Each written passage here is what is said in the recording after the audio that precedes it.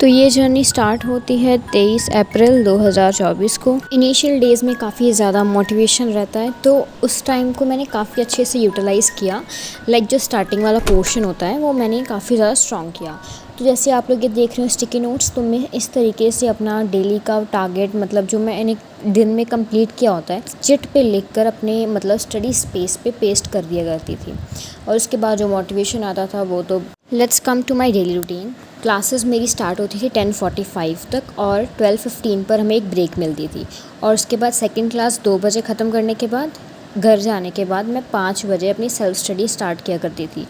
उसके बाद अराउंड 10 बजे ही मैं सोती थी, क्योंकि मैं मॉर्निंग पर्सन थी and I use to wake up at 5 AM and I use to watch video lectures of physics subject in the morning. Actually मैंने पीजी नहीं लिया और मैं ट्रैवलिंग किया करती थी। मुझे 1.5 घंटा लगता था जाने में और 1.5 ही घंटा लगता था आने में। हमारे डेली वहाँ पर 3 लेक्चर्स होते थे। स्टार्टिंग में 2 थे, बाद में 3 उन्होंने कर दिए। और अगर कभी मान लो कि कोई टीचर एब्सेंट है तो I use to utilize that time in my library, because classes में तुम लोग बस ऐसे क्या करो, जब भी तुम्हें फ्री टाइम मिलता है तुम अपनी क्लास से उठो, अपनी किट वगैरह बैग वगैरह उठाओ और लाइब्रेरी में चले जाओ। तो तुम्हें वहाँ पर इन्वायरमेंट मिलेगा, तुम अपनी सेल्फ स्टडी ढंग से कर पाओगे। ये मत सोचो कि बाकी बच्चे क्या कहेंगे। यार, अगर तुमने अलग से टाइम दिया है ना इस जर्नी में, तो तुम अपने लिए इस जर्नी में खुद के लिए पढ़ने गए हो, तो तुम्हें फ्रेंड सर्कल से कोई मतलब नहीं होना चाहिए इस साल में। तो कहते हैं ना, ब्रेक ऑल द टाइज, है ना, ताकि तुम डिस्ट्रैक्ट ना हो सको। तो बस मैंने वही किया, लाइब्रेरी में बैठा करती थी एंड उस टाइम में मैं एनसीईआरटीज़ पढ़ा करती थी, बिकॉज़ वो बहुत ही ज़्यादा पीसफुल इन्वायरमेंट होता था वहाँ पर। और एनसीईआरटी पढ़ना और एनसीईआरटी को अपनी लाइंस में, अपनी लैंग्वेज में लिखना, जैसे मैं इधर लिख रही हूँ, तो ये केमिस्ट्री का है। और मुझे काफ़ी मज़ा आता था बिकॉज़ मैं ऐसे शॉर्ट नोट्स बना लिया करती थी and I have already shared my these short notes. तो आप लोग वो वीडियोस देख सकते हो मेरी चैनल पे जाकर। अगर आपको किसी और चैप्टर के जैसे कोई शॉर्ट नोट्स चाहिए या फिर पूरे लॉन्ग फॉर्म वाले नोट्स चाहिए, तो आप लोग बस मुझे कमेंट्स में बता दो and I will share my videos, notes की वीडियोस आई विल शेयर। तो काफ़ी अच्छे मुझे नोट्स मिले थे, नोट्स मटेरियल काफ़ी अच्छा था आकाश का। एंड केमिस्ट्री के डेफिनेटली वो बहुत ज़्यादा अच्छे थे। If you want and I will also make a Telegram channel for it. तो अभी जर्नी पे आते हैं। तो क्या हुआ कि अप्रैल से हमारी जर्नी स्टार्ट होती है और मई में हमारा पेपर था 2024 का एंड वो मैंने पेपर दिया। और उस पेपर में मुझे ऐसे लगा कि काफ़ी कुछ ऐसा है कि जो मैं कर सकती हूँ। तो पेपर के आने, जब मैं पेपर दे के आई तब मुझे लगा कि हाँ, मैं अगले साल तक बहुत अच्छे से पढ़ के हो जाएगा मेरा सब कुछ। बस मैं वही अपने अंदर मोटिवेशन लेके दोबारा से अपनी स्ट्रैटेजीज़ वगैरह बनाई। मेरा मेन मोटिव होता था सुबह क्लासेस लगाओ, तो मैं जैसे 10:45 से मोस्टली मेरी होती थी क्लासेस 3:15 तक, तो मैं शाम को फिर 5 बजे तक घर पे आ जाती थी। और मेरे दिन का 2 सब्जेक्ट्स करने का मेन टारगेट होता था। अगर तुम आके 5 से 10 बजे तक अगर तुम नहीं पढ़ पा रहे हो, तुम एक सब्जेक्ट एटलीस्ट पढ़ो और नेक्स्ट जो सेकंड सब्जेक्ट तुम्हारा होता है तुम अगली मॉर्निंग में पढ़ो, यानी कि तुम दिन में 2 सब्जेक्ट्स को लेकर चलो। अगर तुम ऐसे ट्रैवलिंग कर रहे हो, if you are in PG, then I will suggest कि तुम 3 सब्जेक्ट्स पर डे लेके चलो। सबसे इम्पॉर्टेंट बात, जो तुम्हारा सबसे वीक सब्जेक्ट है उसे तुम मॉर्निंग में दो टाइम, बिकॉज़ मेरा फ़िज़िक्स काफ़ी ज़्यादा वीक था। ज़्यादा वीक नहीं मैं कहूँगी, लेकिन फिर भी मुझे लगता था कि ये इससे ज़्यादा टाइम मुझे देना चाहिए। तो मैं फ़िज़िक्स को मॉर्निंग में 2 से ढाई घंटे दिया करती थी। कई बार 3 घंटे भी हो जाते थे। तो मुझे काफ़ी मज़ा आता था सुबह उठ के फ़िज़िक्स करने का। और न्यूमेरिकल्स भी मैं साथ ही में प्रैक्टिस किया करती थी। और जो मेरे डाउट्स होते थे मैं मॉर्निंग में जाके 10:30 इंस्टीट्यूट में पहुंच के 15 मिनट अपने टीचर से डाउट ले लिया करती थी।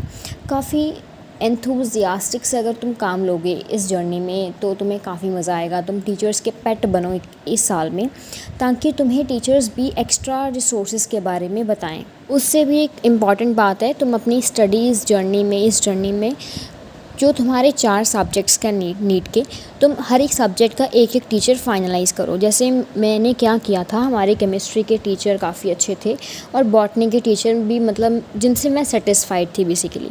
केमिस्ट्री और बॉटनी में सारा का सारा अपने आकाश के इंस्टीट्यूट के जो टीचर्स थे उन पर मैं डिपेंडेंट थी और मैं कोई भी यूट्यूब लेक्चर्स वगैरह नहीं देखती थी। बस लास्ट में मैंने जेई के कुछ वीडियोज़ देखे थे, तो उसके बारे में भी मैंने पिछली वीडियोज़ में बताया हुआ है।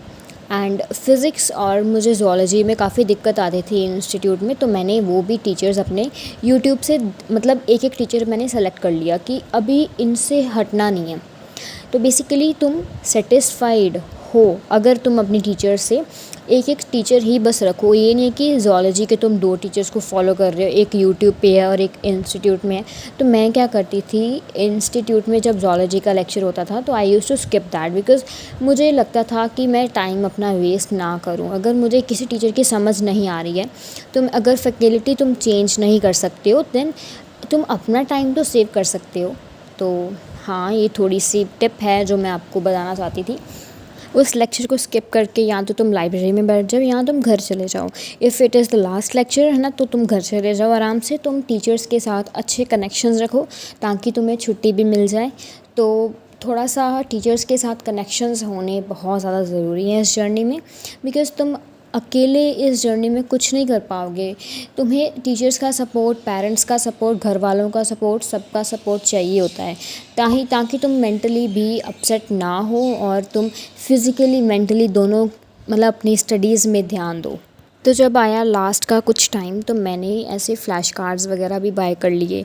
आकाश की ओर से भी हमें माइंड मैप्स की जो बुक्स होती हैं वो भी मिल गई थी। उससे हमें काफ़ी ज़्यादा हेल्प मिली ताकि हम अपने सिलेबस को एक जगह पर इकट्ठा कर सकें। तो अगर तुम आकाश के स्टूडेंट नहीं हो तो तुम इन्हें बाय कर सकते हो। आकाश के इंस्टीट्यूट से तुम बाय कर सकते हो, ऑनलाइन भी बाय कर सकते हो। You have a lot options. और उसी के साथ ही अपना सिलेबस कंप्लीशन का हमें ध्यान रखना है। कोशिश तो करें कि आप सबसे पहले दिसंबर तक ख़त्म कर दें। अगर दिसंबर तक नहीं होता है, जैसे ड्रॉपर्स का नहीं हो पाता है, तो फरवरी तक लास्ट है कि तुम्हें डेडलाइन लेकर चलनी होगी। फरवरी के बाद जो 2 महीने होंगे उसमें हमने फुल सिलेबस टेस्ट लगाने हैं। फुल सिलेबस ऐसे, अगर तुम आकाश में पढ़ते हो, एलन में, पीडब्ल्यू में, जहाँ भी पढ़ते हो, तुम टेलीग्राम ऐप डाउनलोड करो अपने मोबाइल फ़ोन में। उसमें से तुम पिछले सालों के सारे पेपर्स तुम्हें मिल जाएंगे। कोशिश करो तुम प्रिंट आउट्स निकाल लो। प्रिंट आउट्स लो, पहले 10 निकालो, 10 पेपर्स को, और उसके बाद तुम डेली के क्वेश्चन पेपर्स लगाने शुरू कर दो और अपने मार्क्स भी लिखो कि कितने तुम्हें आ रहे हैं मार्क्स, कितने घट रहे हैं। सारी की सारी तुम्हें खुद के लिए रिपोर्ट बनानी है, सेल्फ रिपोर्ट कार्ड तुम्हें बनाना होता है।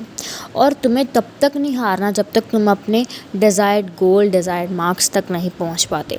तो यही थी मेरी कुछ रूटीन्स और हैक्स जो मैं आप सभी के साथ शेयर करना चाहती थी। आई जस्ट होप कि इस वीडियो से आपको कुछ मोटिवेशन मिला होगा, बिकॉज़ इस जर्नी में थोड़ा सा भी मोटिवेशन अगर कहीं से मिल जाए, दैट इज़ मोर इनफ। अगर फिर भी तुम लोगों के कोई डाउट्स है तो कमेंट सेक्शन खुला है आप लोगों के लिए। अगर मेरे पास अगर कोई और पॉइंट आएगा मेरे दिमाग में जो मेरे से छूट गया इस वीडियो में, I will drop in comment section below. Check करना pin comment, and best of luck for your journey. I just hope तुम लोगों को अपने डिज़ायर्ड कॉलेजेस मिल जाए एंड डिज़ायर्ड जो तुम चाहते हो, MBBS, PDS, anything you want, तुम्हें मिल जाए। बस हिम्मत नहीं हारनी है, कोशिश करते रहना है लास्ट तक। ये जर्नी बहुत टायरिंग है, I know, I can understand, but best wishes. Bye bye, take care.